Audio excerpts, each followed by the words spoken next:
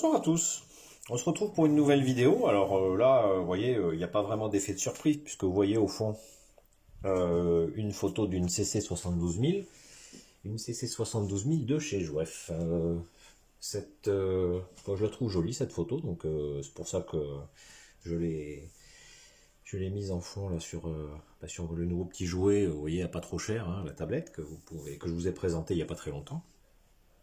Et qui, soit dit en passant, est très pratique pour la conduite des trains sur le réseau. Cette locomotive-là, c'est un modèle Jouef Loisir, donc une gamme plutôt entrée de gamme, hein, faut être honnête. Cette locomotive, pour moi, elle est importante. C'est beaucoup par nostalgie. Ça a été ma première découverte du train miniature, puisque ce fut ma première locomotive offerte par mes parents. J'avais moins de 10 ans, je ne sais plus quel âge je devais avoir, mais je dirais 7-8 ans à peu près. Et voilà, je ne l'avais plus depuis très longtemps. Je ne sais pas ce qu'elle est devenue, malheureusement. Je pense qu'avec les déménagements et puis le fait qu'à un moment j'ai arrêté de faire du train, certainement que mes parents l'ont revendu ou donné, ou enfin voilà. Cet engin, ou c'est même moi hein, qui ai peut-être dû la perdre, ou j'en sais rien, je sais pas. Toujours est-il que voilà, cette locomotive, je ne l'avais plus, mais je l'ai toujours en tête depuis mon enfance en fait. Hein. Et le fait que Jouef la reproduise à un tarif raisonnable, mais dans les standards actuels, pour moi, ça a été tout simplement un déclencheur. Ça fait déjà quelques temps. Pour ceux qui ont pu voir quelques vidéos, j'en fais pas souvent, j'en fais très très peu même, de vidéos où je fais rouler du matériel français, mais j'ai passé une longue période où je n'avais plus du tout de matériel français, ou juste 2-3 wagons, et là, ça fait déjà quelques années, récemment, mais je dirais ça fait 2-3 ans à peu près, que petit à petit je me reconstitue une sorte de parc SNCF. Et celui-ci, c'est le 3e engin moteur. Il faudra d'ailleurs que je vous présente un petit peu mon parc SNCF, pourquoi pas. Il est réduit, hein, mais voilà. Il y a une idée derrière la tête, mais c'est beaucoup trop tôt pour en parler. En tous les cas, j'ai voilà, ce parc SNCF, je le reconstitue petit à petit, et donc avec ce 3e engin moteur. Que, si vous voulez, je vais vous présenter. Hein, on va dire que c'est une sorte de, quelque part, d'unboxing. Voilà, vous savez que j'aime pas trop ce terme, mais bon, c'est comme ça. Je trouve qu'il est très très bien emballé. Très très bien emballé. Alors Jouef Loisir ou Jouef, je sais pas si pareil. Bon, les emballages en carton, mais je trouve sont de belle qualité, vous voyez, avec une gravure. Enfin, non, franchement, je trouve que c'est voilà, ça a de la gueule, quoi, pour être honnête. Bien que ce soit du Jouef Loisir, ça a de la gueule. Voilà. Je trouve que c'est beaucoup plus classe, par exemple, que les emballages Rocco. Honnêtement, je trouve que Rocco, au niveau emballage, fait un peu le service minimum. Mais bon, ça c'est un avis personnel après. Bon, ça c'est tout ce qui est notice, donc on verra plus tard. C'est très très bien emballé, de la mousse. Alors, pour les détracteurs, hein, écolo, je dirais les écolos de dimanche, hein, qui n'aiment pas le plastique et tout. Bon, voilà. En tous les cas, je trouve que ça maintient très bien le modèle. Et en matière d'écologie, je pense que c'est pas les modélistes ferroviaires qui ont certainement des scrupules à avoir. On n'est pas les plus gros pollueurs, hein, loin de là. Donc, non, hop là, pardon. Excusez-moi pour le bruit. Elle est très bien emballée. Hein. Vraiment, c'est une machine très très bien emballée. On va enlever tout ça. On va enlever tout ça. Je vais essayer de vous la présenter vite fait, sous tous les angles. Pour moi, le gros point fort de cette machine, le vrai gros point fort de cette machine, c'est que je ne voulais pas montrer, mais croyez-moi sur parole, il n'y a pas de pièces de détaillage à rajouter. Alors certes, certainement que les pièces de détaillage, les détails sont moins bien représentés, c'est fort possible. Pour les compteurs de rivets, évidemment, je ne pense pas que ce soit le modèle qui convienne. Mais, honnêtement, pour une entrée de gamme, d'une époque, voilà, des standards modernes, eh ben, c'est un modèle très très beau. Honnêtement, très très... Oula, s'il veut bien faire la mise au point, ça serait pas mal. Je vais essayer de, voilà, de vous mettre un petit peu plus d'éclairage. C'est un modèle, je trouve, très bien fait. Alors, vous m'excuserez, voilà. Il y a peut-être quelques petits points de graisse là. J'ai remarqué qu'il y avait des petits points. Bon, ils ont un petit peu été gourmands sur la graisse, donc on va y faire attention. On va y faire attention. C'est un, voilà. Mais, écoutez, je trouve la typographie est belle, la gravure est belle, le détail des bogies. Alors là, moi, je suis scotché. Pareil, je trouve ça très très joli, vraiment. Élongation, pardon, élongation. Alors évidemment, hein, les montoirs sont moulés, mais regardez la face avant les cerclages d'éclairage là, sont superbes, les essuie-glaces. Il y a une évocation, certes très réduite, mais il y a une petite évocation de la cabine de conduite. Voilà, c'est un vraiment le toit. Je peux vous montrer le toit aussi si vous voulez, hein. C'est un vrai beau modèle. Selon moi, j'ai mis de la graisse partout, il va falloir que je nettoie tout ça. C'est un vrai beau modèle. Pour moi, y a rien à dire. Voilà. Alors, pour les détracteurs, alors vous trouvez par exemple hein, ce genre de locomotive aussi qui a été produite par Rocco il y a quelques années. Je sais pas si régulièrement quand même elle revient à leur catalogue hein, quand même hein, avec des nouvelles numérotations, nouvelles livrées. Elle coûte beaucoup plus cher. Hein, maintenant, en dessous de 200 euros en analogique, vous l'avez pas. Hein. Celle-ci, je l'ai payée un peu plus de 140 euros chez Jura Modélisme. Voilà, pour ceux qui ont moins d'argent ou même pour ceux qui sont moins exigeants, euh, bah, c'est une locomotive qui vraiment tient la route. Je trouve que je suis fier de l'avoir. Très honnêtement, je suis fier de l'avoir. Et le fait que ce soit du Jouef, bien que Jouef, maintenant on sait que c'est plus totalement français. Hein, mais voilà, je reste nostalgique de cette marque. Pour moi, elle représente la France, cette marque. Et regardez, je viens de m'apercevoir. On aperçoit, je sais même pas si vous le verrez. Non, je crois que vous le verrez pas, c'est dommage. Peut-être là. Ouais, je sais pas si vous voyez la grille, la finesse de la grille avec les ventilateurs qu'on aperçoit derrière. Superbe, vraiment. Voilà. Et comme je disais, donc voilà, pour les détracteurs par exemple, qui ne voient que par Rocco, qui est une marque géniale, avec une après-vente sérieuse. Alors c'est possible hein, que Hornby soit pas au top au niveau après-vente, mais voilà, hein, c'est comme pour pas que le modélisme ferroviaire. Euh, Est-ce qu'on doit s'arrêter là? Ben non, je suis désolé. Non, non, voilà. Voilà. Moi, je suis pas représentant de commerce ni de Rocco ni de Jouef, mais bon, voilà. Je pense que pour ceux qui n'ont pas des bourses extensibles, eh ben, je suis désolé. Vous pouvez avoir une locomotive neuve, parce que bon, d'occasion, j'imagine qu'on arrive à en trouver des Rocco. Mais là, vous avez une locomotive neuve qui tient la route. Et ben, je suis désolé, hein, c'est peut-être du Jouef, mais je suis fier d'avoir cette locomotive-là. Voilà. J'espère que je serai content pendant des années avec. Il n'y a pas de raison. Hein, j'ai déjà d'autres locomotives, alors Electrotrain qui sont du même groupe, qui fonctionnent à la perfection. Donc, bah, il n'y a pas de raison que ce soit pas pareil avec Joëf. Voilà. Et alors, pour être exhaustif, hein, rajouter un petit peu. Bon, vous avez ici toujours l'éclaté. Ça va m'intéresser un peu plus parce que c'est une locomotive que je vais digitaliser. Donc il y a le procédé pour l'ouvrir, ce qui est quand même assez pratique. Voilà. Ici, bon pas très... Voilà, des petites explications dans différentes langues. Et ça, écoutez, je sais pas, pour moi c'est une découverte. C'est pour moi une découverte. Euh, Jusqu'à présent, on ne le voyait pas. Alors apparemment, il s'agirait d'une ligne du service client, alors qui existait, mais je ne savais pas. Là, ils en font la promotion un petit peu plus, avec un petit peu plus d'insistance, qui est gratuite. C'est un numéro gratuit. Euh, bon, ben, il y a un numéro par pays. Alors, il est gratuit partout, sauf au Royaume-Uni. Bon, ça tombe bien, hein. Moi, j'y habite pas.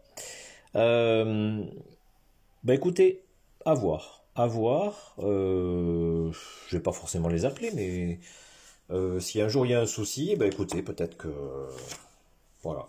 Est-ce que c'est une première approche peut-être de ce qui pourrait être dans le futur un service après-vente un petit peu meilleur? Je dis pas le contraire. Je veux bien croire que Rocco est un service après-vente bien plus sérieux que d'autres marques, et notamment que cette marque-là. Mais voilà. Est-ce que sous ce prétexte-là, on doit systématiquement boycotter cette marque? Eh bien moi je dis non. Voilà. Je trouve que c'est complètement absurde comme réaction. Voilà. Enfin, pour finir sur une note vraiment nostalgique, hein, je vous ai expliqué que cette locomotive-là, c'était aussi par nostalgie que je l'ai achetée. Pour finir sur une note nostalgique, vous verrez pas grand-chose, mais je tenais à vous montrer ce que ma mère a retrouvé dans son stock de photos. C'est une unique photo de mon tout premier réseau où a circulé, notamment, cette locomotive. Alors on la voit pas sur la photo, mais voilà. Je vais essayer de vous faire un gros plan. Euh, voilà, vous voyez, une planche, c'était une planche de contreplaqué, un ovale, un simple ovale, avec quelques maquettes Jouef. On reconnaît ici la gare de Villeneuve, l'école, l'église. Et là, c'était un pavillon un peu style provençal, quelques routes.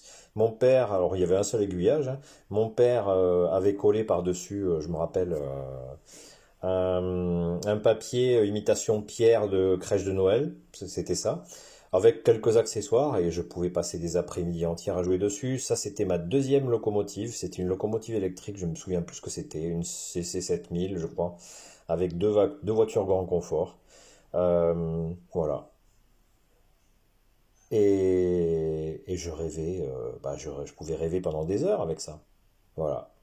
Ça, c'est une photo que j'ai gardée précieusement. Je suis très content que ma mère me l'ait donnée. Voilà.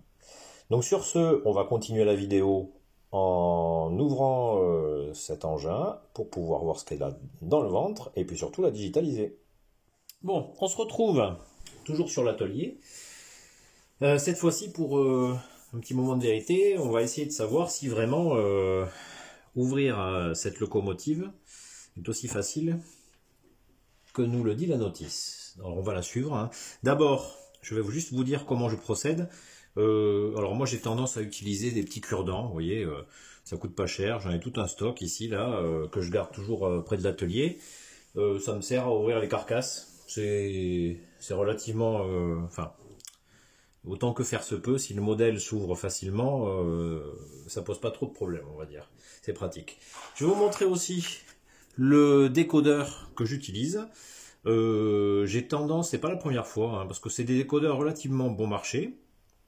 C'est une marque sérieuse quand même, ESU. Le Logpilot 5 basique, basique pour certainement entrée de gamme, hein. C'est un 21 pin qui s'adapte donc à cette locomotive.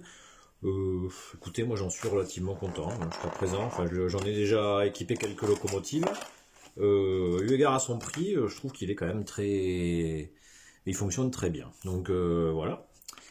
Alors, bah, écoutez, on va rentrer dans le vif du sujet et puis on va commencer.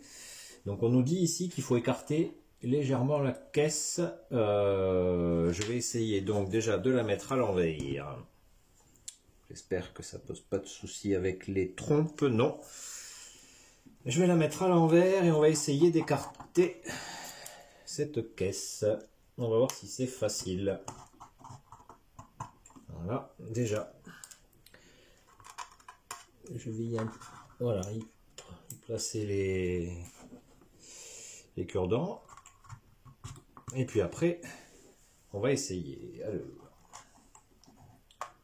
j'espère que c'est relativement aisé. Alors.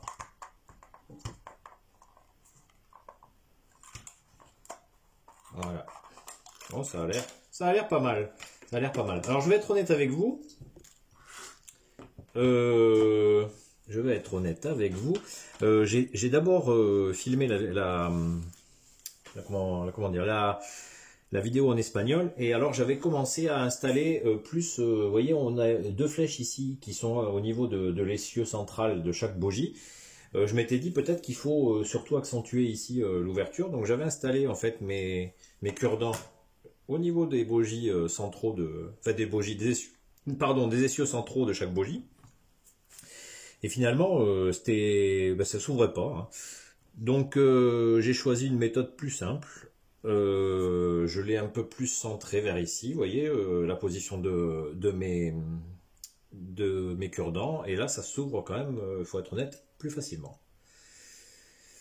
Euh, J'en profite ici, c'est assez curieux, je trouve, le système d'élongation, les ressorts qu'on aperçoit ici par rapport au système d'élongation, très éloigné. Bon, bah, bizarre. Bon, si ça fait son travail, pourquoi pas, mais c'est surprenant. Bon, écoutez. Donc voilà. On a ici le faux décodeur. Et donc on installera, nous, le décodeur de 21 pins à sa place. Donc si je voulais vous montrer aussi, pareil, au niveau conception, des fois, vous avez des fils qui sont, enfin des éclairages, ou alors des platines qui sont présentes aussi sur la caisse. Là, l'avantage, c'est qu'une fois que vous avez défait cette caisse, il n'y a plus rien. Donc pour travailler, c'est quand même beaucoup plus simple, hein. C'est beaucoup plus simple. Voilà, il y a toujours un volant d'inertie, il n'y a rien à dire. Le moteur est pas mal. Ouais, c'est un joli, voilà, c'est du simple, mais bien fait. Voilà. Ça, j'imagine que c'est pour le décodeur sonore si jamais on souhaite en installer un, mais moi, ça sera pas le cas. Bah, en tous les cas, pas dans l'immédiat.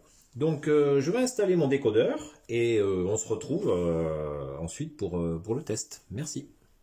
Donc, on se retrouve à la fin pour une fois que le décodeur a été installé, on va se retrouver à la fin pour le test et surtout le chargement de la locomotive sur l'application. Euh, alors, vous le verrez à nouveau, je vais être franc avec vous, vous le verrez à nouveau si vous voyez la version espagnole, alors même si vous comprenez pas, ça sera très parlant. Il faut au moment de remettre la carcasse ah,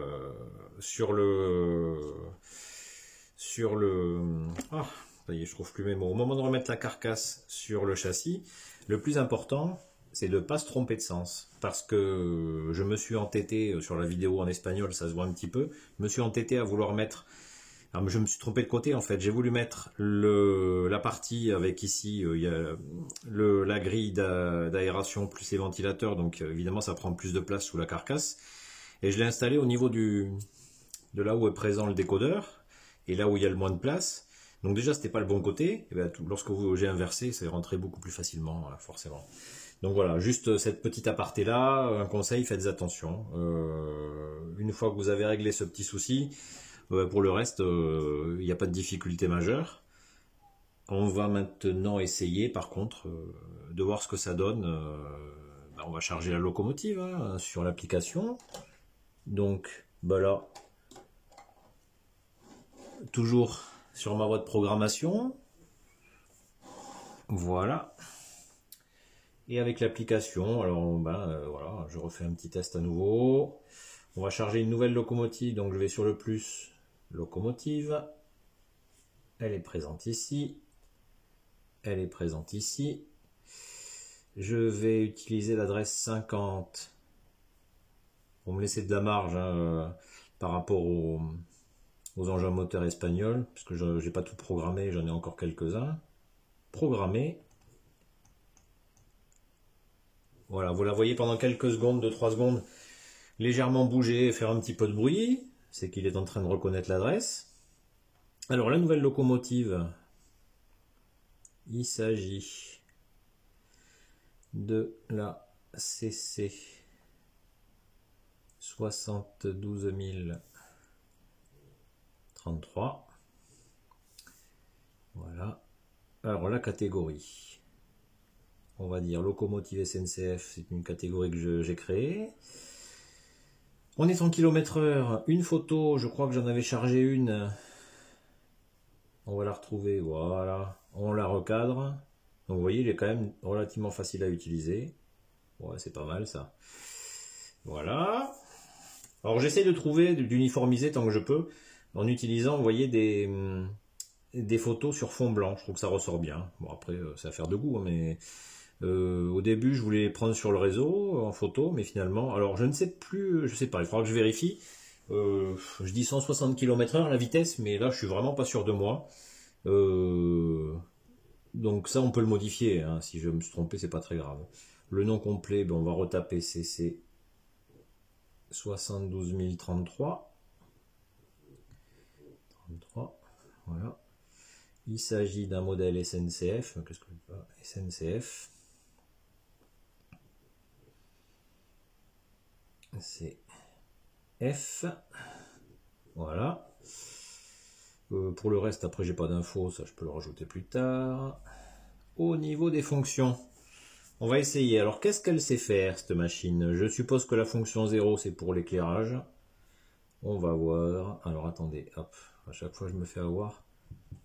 Alors, il me faut appuyer là. Voilà. Vous avez le petit symbole qui apparaît. Alors, ça doit être de l'autre côté. Évidemment. Donc, on va essayer de faire en sorte que vous puissiez voir. Oui, ça s'éclaire. Alors, pourquoi ça s'éclaire en rouge? C'est bizarre. C'est très bizarre. On va voir ça. Voilà. Bon, en tous les cas, le rouge là. Ouais, je sais pas. Alors là, j'avoue que... On va voir le 1. Le 1, le 1. Qu'est-ce que ça peut être le 1? Je ne sais pas. Donc, on va d'abord mettre la fonction 1 avant... Ah. Fonction 1. On va la tester. Ah!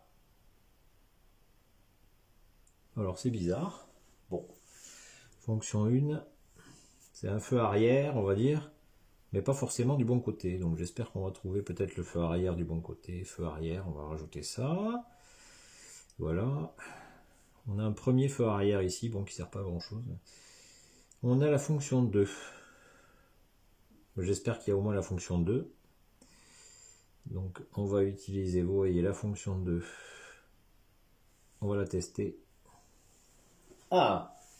Fonction 2, je vous le montre. C'est le feu arrière du bon côté. Voilà, vous voyez, on a le feu arrière du bon côté. Donc on va rajouter le symbole feu arrière. Bon, il faudra juste voilà, que je choisisse le bon feu arrière. Est-ce que je peux éventuellement... Non. Déplacer, j'allais dire, mais c'est pas grave. Hein. Malheureusement, ce modèle-là ne propose pas l'éclairage ici supérieur. Bon, c'est pas grave. Déjà, c'est pas mal. Pour le prix, il faut pas trop en demander. Donc on a cette, on va la rechercher. Où est-ce qu'elle est? Voilà. Donc vous avez ici soit ce petit menu défilant ici, ou alors celui-là que je trouve plus intéressant parce qu'on les voit mieux. Voilà. Et là on y va. Alors ici j'éteins. Ici j'éteins. Là on n'est pas du bon côté. On va se mettre du bon côté. Si j'allume ça, on est pas mal. Si j'allume celui-là, c'est celui. Ah d'accord. Ah ben ça s'allume de l'autre côté. C'est en fonction du sens. Bon, c'est bizarre. Et là. Bon, c'est très bizarre, mais bon, écoutez.